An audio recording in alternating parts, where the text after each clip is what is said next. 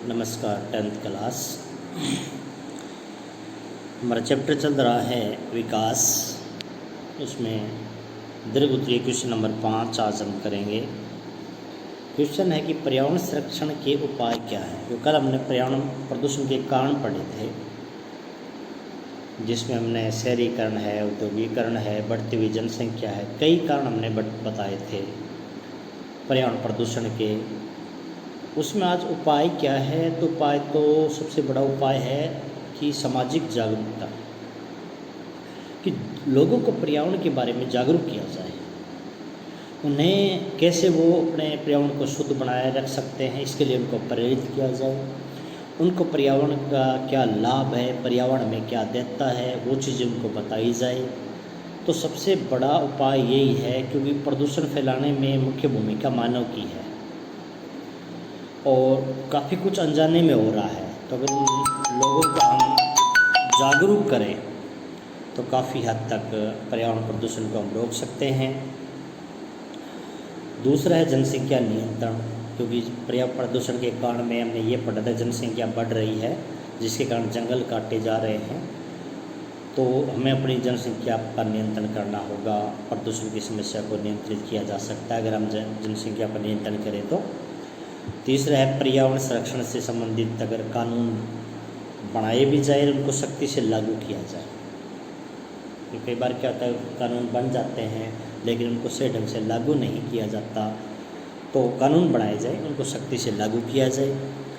वृक्षारोपण किया जाए, ज़्यादा से ज़्यादा पेड़ पौधे लगाए जाए। हर व्यक्ति अब जीवन में एक एक वृक्ष भी लगाए तो पौधों की संख्या इतनी हो जाती है कि एकदम सुरक्षित हो सकता हमारा पर्यावरण। उद्योग व कृषि प्रदूषण पर नियंत्रण लाने की कोशिश करें। उद्योगों से जो प्रदूषण हो रहा है, कृषि से जो प्रदूषण हो रहा है, उसको रोका जाए। स्वच्छ जल का प्रबंध करने के लिए नदियों को साफ किया जाए, नदियों में कूड़ा करकट ना डाला जाए, नदियों के पानी को जल प्रदूषण होने से रोका जा सके। और जो कूड़ा करकट है वो एक उचित जगह पर डाला जाए ताकि हमारे जो पर्यावरण है उसको बचाया जा सके। आर्थिक विकास से क्या अभिप्राय है। किसी भी देश के आर्थिक विकास को मापने के लिए सही माप क्या होता है। तो आर्थिक विकास का मतलब होता है कि जब किसी देश की राष्ट्रीय आय लंबे समय तक बढ़ती है, वास्तविक राष्ट्रीय आय जब लंबे समय तक बढ़ती है तो वो आर्थिक विकास है। किसी भी देश के आर्थिक विकास को मापने के लिए प्राय राष्ट्रीय आय या प्रति व्यक्ति आय से मापा जाता है। जिस देश की प्रति व्यक्ति आय ज़्यादा होती है, ये माना जाता है कि इस देश का विकास ज़्यादा है।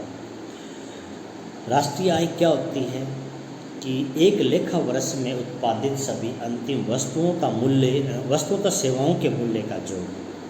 एक लेखा वर्ष में उत्पादित सभी अंतिम वस्तुओं तथा सेवाओं के मूल्य का जोड़ प्लस विदेशों से होने वाली आय हमारी राष्ट्रीय आय कहलाती है। प्रति व्यक्ति आय हमने पढ़ा ही था कि राष्ट्रीय आय को कुल जनसंख्या से भाग दे देंगे तो हमारी प्रति व्यक्ति आय निकल जाएगी।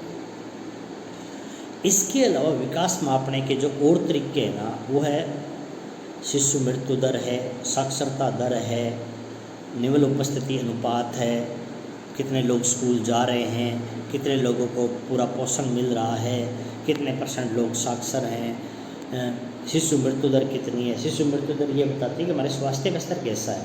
जैसे केरल में शिशु मृत्यु दर बहुत कम है, क्यों? स्वास्थ्य सुविधाएं अच्छी है वहाँ पर। इन सभी चीज़ों से हम हमारे विकास का अनुमान लगा सकते हैं। भारत में लोगों के द्वारा ऊर्जा के लिए कौन से साधनों का प्रयोग किया जा रहा है और आने वाले 50 सालों के बाद क्या संभावनाएं हम कर सकते हैं। तो हम आज नवीकरणीय या नवीकरणीय 2 प्रकार के ऊर्जा के साधनों का प्रयोग कर रहे हैं। नवीकरणीय ऐसे साधन जो कभी समाप्त नहीं होते या उनके भंडार बहुत ज़्यादा हैं, जैसे सौर ऊर्जा है, पवन ऊर्जा है, ये नवीकरणीय है। गैर नवीकरणीय वो हैं जो समाप्त होने का डर है, दोबारा बढ़ने में भी लाखों करोड़ों साल लग सकते हैं, दोबारा पूर्ति करना बहुत मुश्किल कार्य है। कोयला है, पेट्रोलियम है, प्राकृतिक गैस है, और हमारे विकास में उनका बहुत बड़ा रोल है। अब जनसंख्या बढ़ रही है तो इन संसाधनों का उपयोग भी बहुत ज़्यादा हो रहा है। और अनुमान लगाया गया है कि जो 50 साल बाद हमारे जो ये अनवीकरणीय संसाधन है ये समाप्त होने का डर है, तो इनको हमें बड़े ही सोच समझ के इनका प्रयोग करना चाहिए। विकासशील अर्थव्यवस्था की व्याख्या करो तो विकासशील अर्थव्यवस्था का मतलब कम विकसित अर्थव्यवस्था वाले देश, यानी कि वो देश जिनके लोगों का जीवन स्तर निम्न है, मानव विकास सूचकांक में उनकी स्थिति निम्न है, लेकिन उन देशों की प्रति व्यक्ति आय बहुत कम है विकसित देशों की तुलना में। ऐसे देश कृषि पर निर्भर ज़्यादा होते हैं, जैसे भारत विकासशील देश है तो भारत कृषि पर डिपेंड है। उत्पादन की टेक्निक में काफ़ी पिछड़े हुए होते हैं, वो विकास के लिए प्रयास कर रहे हैं। इन देशों में प्राकृतिक व मानवीय साधन तो पर्याप्त मात्रा में होते हैं, परंतु इनका सही ढंग से प्रयोग नहीं किया जाता। भारत एक विकासशील देश है, ये विकास की ओर आगे बढ़ रहा है।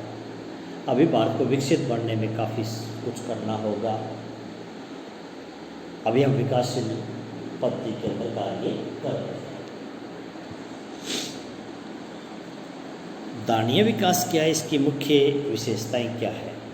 तो दानीय विकास हमने कई बार पढ़ा है कि ऐसी विकास की प्रक्रिया जिसमें वर्तमान पीढ़ी भी अपनी आवश्यकता पूरी करे, आने वाली पीढ़ी के लिए भी संसाधन बचा कर रखे और पर्यावरण को भी नुकसान न पहुंचाए और विकास करे, वो है दानीय विकास, सतत पोषणीय विकास। इसमें ये क्या बता रहा है कि एक तो वास्तविक आय, प्रति व्यक्ति आय का लंबे समय तक बढ़ना, प्राकृतिक संसाधनों के ऊपर भी सोच विचार करना, आने वाली पीढ़ी की भी आवश्यकताओं को पूरा करने के लिए संसाधनों को बचाना, प्रदूषण होने से रोकना, ऐसा विकास दानीय विकास कहलाता है। तो लेसन हमारा कंप्लीट हो चुका है। कंप्लीट लेसन रिवीजन करो। और आज राइट का काम आपका क्वेश्चन नंबर 9 है, ये आपको राइट करना है। बाकी आज जो क्वेश्चन कराए सारे अच्छे ढंग से आप दोहराओगे। धन्यवाद।